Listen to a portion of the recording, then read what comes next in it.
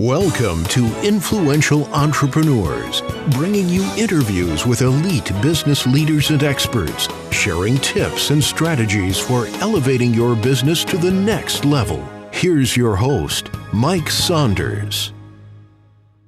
Well, hello and welcome to this episode of Influential Entrepreneurs. This is Mike Saunders with Marketing Huddle, and today we have with us Tom Mulliez, who is the founder and CEO of iTREKKERS. Welcome to the program, Tom.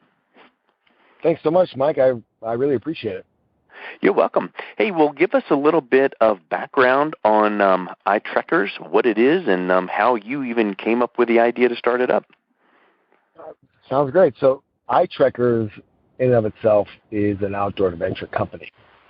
From an investor standpoint, we're seen as a technology company because what we've done is we brought the world of guided outdoor adventure and put it onto the internet through a website that allows for easy access for guests to find and reserve awesome outdoor adventures with guides across camping, hiking, paddling, which is paddle tours and paddle fishing, as well as charter fishing. And today, we're across the entire state of Florida, and a year ago we were just in Tampa Bay. Nice. Now, it's something jumped at me when you were mentioning some of those variations of how you can use, but stand-up fishing to me just seems like a America's Funniest Home Video waiting to happen. So tell me a little bit about that. Yeah, so our stand-up paddleboard fishing is actually a really neat experience. You kind of get like a divine feeling as if you're walking on water.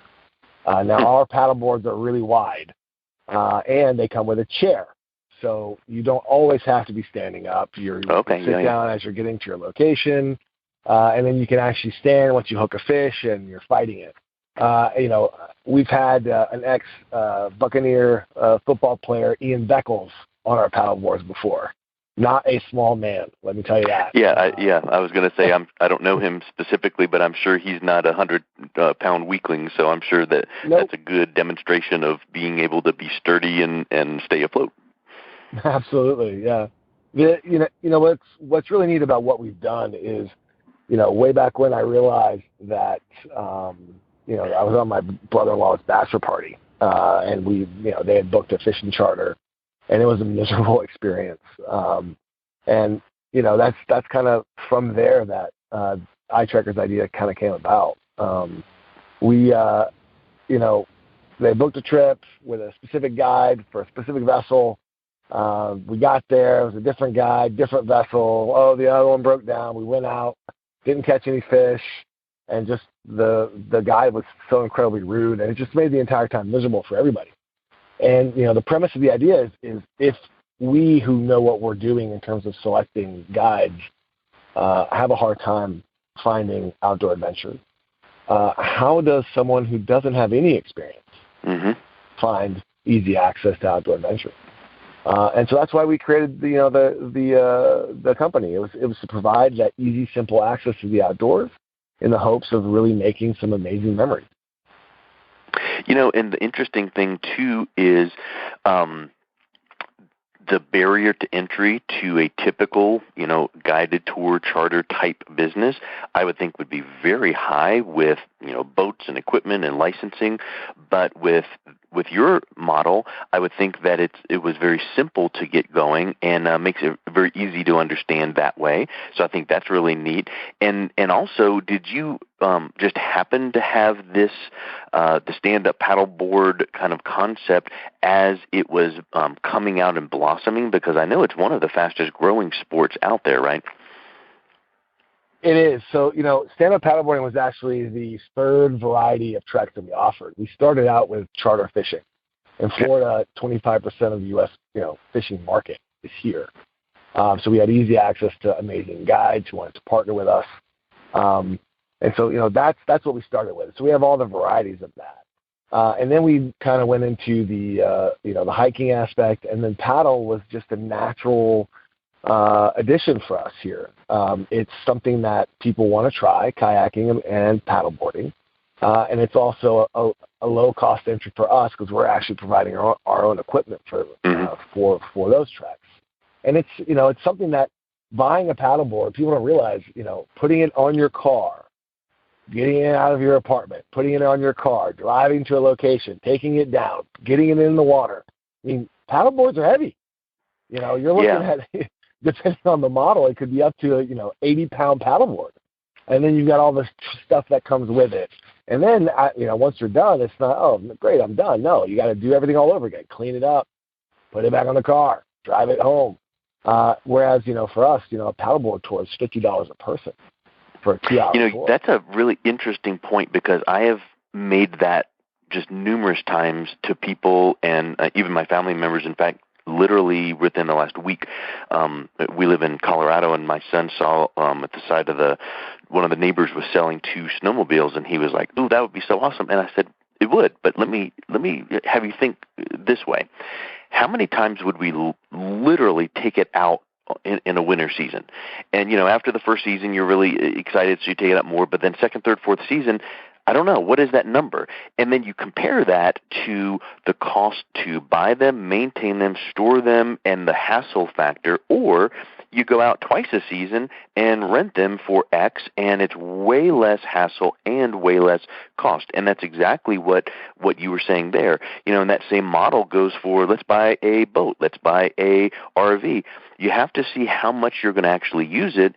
And from your kind of value proposition is, we take all the brain work out of it. We're going to guide the tour. We've got the equipment. You have no thinking. You just show up and have fun, right? I mean, I think that's a really big selling proposition for you. Mike, you're absolutely right. Now, the thing is, that's a big selling proposition to those who are already engaged in the outdoors. Okay. So, if you look at the outdoor marketplace today, and being in Colorado, you're very familiar with this. You've got the active user pool. Right? Mm-hmm. These are the people who either buy their own gear or are very active getting guides, wherever they go. You want to go fly fishing in a stream, you get a guide. These are people who are, we call them the active user market. And for outdoor guided, for the outdoor guided space, it's about $2.5 billion. It's what's spent in that active user market. So for them, it's a great value proposition. But then you've got the fact that 9 out of 10 people who actively searching for an outdoor adventure, don't book. And they don't book because of a variety of reasons. One is the hassle for themselves, but more importantly, it's the unknown regarding the guide. Well, we vet our guides. There's a 5-point inspection. We go out, we meet them, we shake hands, we go on the adventure with them. We vet them for equipment, we vet them for ability, and more importantly, personality. You can have the best fishing captain in the world who will catch all the fish in the world for you, but who's oogling your 16-year-old daughter, which has happened. And that's not a good experience for a father.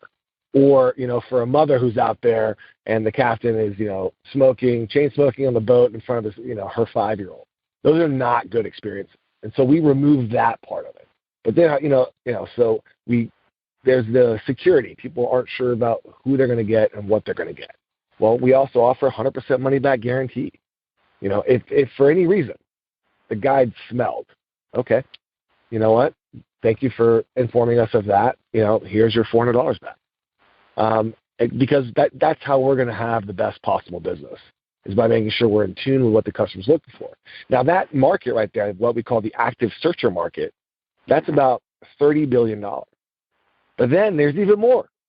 There's 114 million Americans today who consider themselves outdoorsy, yet don't even know what options are available. And so here for us, it's about telling the story. It's about telling and informing those guests, those possible guests, about all the amazing things they can do in the outdoors and the benefits they're going to get from that. We're talking about the mental well-being that happens when you're outdoors in a way. We're talking about the getaway feeling from the hustle and bustle of your life. We're talking about the family bonding moments. And really, it all boils down to one thing, and that's just creating memories, everlasting memories in the outdoors. And that's really the crux of what we're about. We're going to take a pie of the current users. We're growing the market by focusing on the active searchers who aren't buying, by providing our platform that solves all of their needs. And then we're really going after this market out there that wants to do something but doesn't do it. You described 3 distinct markets, and I would suspect that anyone listening would, if they are a business owner or entrepreneur, they could describe 2 to 3 different business market segments in their business, and from the beginning one where it's like they don't know what they don't know. They think that it would be fun to do something outdoors, but they have no clue where to start. To the other end of the spectrum, I'm a seasoned veteran and I know everything, and now, hey, your deal sounds good because. Well, I think that you've got a really big uphill battle to try to educate the people that don't know what they don't know, but when you win that battle, now you've got a customer for life. So what are some of the marketing challenges that you guys face in kind of telling that story and focusing on all 3 segments or just one, or what is your challenge that way? That's a fantastic question, Mike. So, as we mentioned, we have 3 segments, and within each segment, there are kind of some different personas. So what we have focused on is different traction channels allow for access to different segments. So the person who knows what they're doing, we serve them a specific type of ad on social media or on pay-per-click, right? It's appealing to them. It's that first messaging that we talked about earlier about no hassle, just get out there and do it. We got you covered. That second market, the active searcher market, because they're actively searching, here again we're channeling them through paid social and paid social as well as pay-per-click ads, but we're also targeting them through kind of the softer touch of social media and working all of those angles by providing the messaging about hey, you've been thinking about getting outside, it's about time, we're here for you. And then kind of showing the value proposition of why it makes sense for them to book with us. And that third one is the hard one. And that's the one that we're working really, really diligently on. And that's really about messaging and education. And so here we're testing a wide variety of different traction channels to get people to, A, start thinking about an outdoor adventure, and B, remembering us in the process. Mm-hmm. As, we are your gateway to the outdoors. Just get outdoors, stop searching, we got something for you. Because all of our treks, as we call them, they're all entry-level treks. They're all made, intro to fishing or intro to paddleboard, your first night of camping. Those are the types of things that we offer that crowd. And they're really starting to become responsive to it. But you're right, the challenge there for us internally is ensuring that our messaging hits the right category of groups that we're going for, and ensuring that the traction channels that we're utilizing are the right ones for those segments. And we're constantly testing and innovating and tweaking messaging and landing pages and all that as well. So it's looking at the holistic customer life cycle and customer touch points and ensuring that all of those touch points are directly focused to that segment. Yeah, that's a huge thing. It's kind of like keeping all your balls up and spinning in the stick at the same time. But you have to have that vision first, and then you have to be crafting that message. You have to know, research what that segment is looking for, test and tweak and move on. But the bottom line is, I would think that there's some similar threads through all of those stories, which are enjoy the outdoors, create memories. We're doing it for you, with you. You can trust our vetting process. You're never going to find XYZ in your, trips, and we take all the hassle out. So I think that having some of those things kind of intertwined throughout all of those stories really help out. So I love what you've done. I think it's really spectacular. What is the best way for someone to learn more, maybe engage, and maybe even ask some questions before they book a trip? Well, obviously you can check us out at iTREKKERS.com. That's iTREKKERS.com. So check us out there. You can also look us up on social, Facebook, Twitter, Instagram. We do some really amazing work with our in-house photography and videography, and as well as just education. We blog a lot about different experiences, different regions, things to do, outdoors, etc. So trying to be a resource there. So if anyone has any questions, you can definitely go there. But if there's one thing I just really want people to to take away from this is the value of the memories that we're creating. And if I got a couple more minutes, I'd love to tell a story. Yeah, go ahead. It's always quite touching. You know, we had a mother book a trip, a fishing trip on Father's Day with us last year. And, you know, her husband had just passed 8 months before that, a year before that. And so her and her grown, you know, children who are, I want to say 15 and 17, they'd always done this with their dad. And now here's mom who wants to kind of relive that with her children. Well, you know, they get there and the kids are just on their phones the entire time. I mean, you know, they're at the dock. The mom's, you know, introducing herself to our in-house guide, Captain Jason, here in the Tampa Bay area.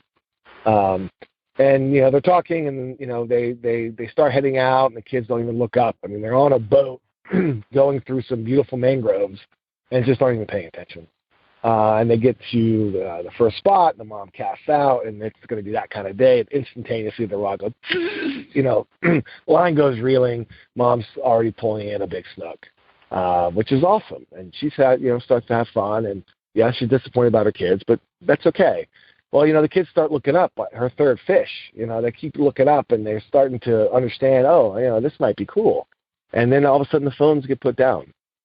And it's at this point where the kids grab rods, and for the next 3.5 hours, they are enjoying time in the outdoors with mom, talking stories about dad and, oh, do you remember when, and all that stuff. And what's really touching here is at the end of the trip, when the kids didn't pick up their phones again, and they get off the boat, and they're still talking about it, she came back from the car and was in tears to Jason and just said, you know, it's been since my husband's death that my children and I have not connected until today.